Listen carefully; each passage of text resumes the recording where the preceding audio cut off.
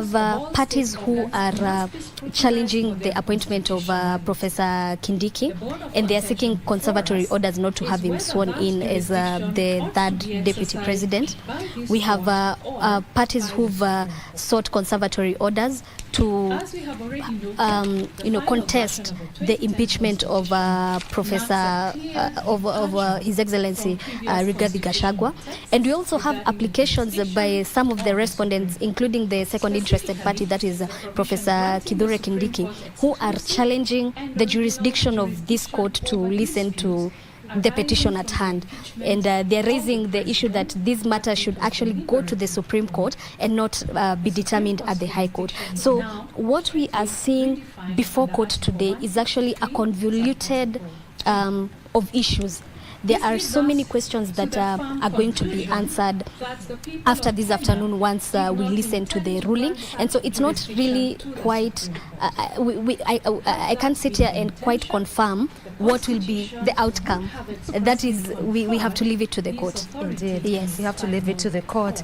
But Wanjiku, I just want us to quickly transition to the Senate before we perhaps come back and look at how we can continue conversing around these issues. What you're seeing there on your screen, even written, Kindiki or Gachagua, given that this is going to be such a momentous day, particularly for the petitioners, as we await to hear from the ruling whether they will be extending or they will be vacating.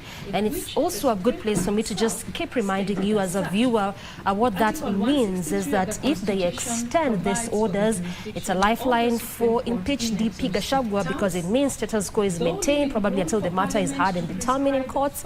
If they vacate the orders or they lift the orders, then it simply means the gazetted DP nominee, that is Professor Kindiki, becomes sworn in as the third deputy president of Kenya. While we are saying deputy president, you might be wondering, we have had various deputy president, not deputy, but those have been vice presidents.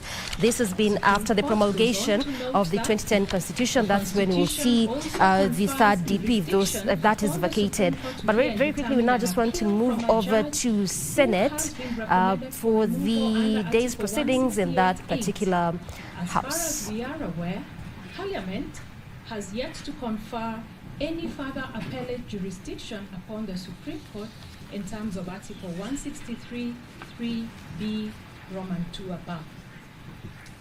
Even with regard to the special jurisdiction previously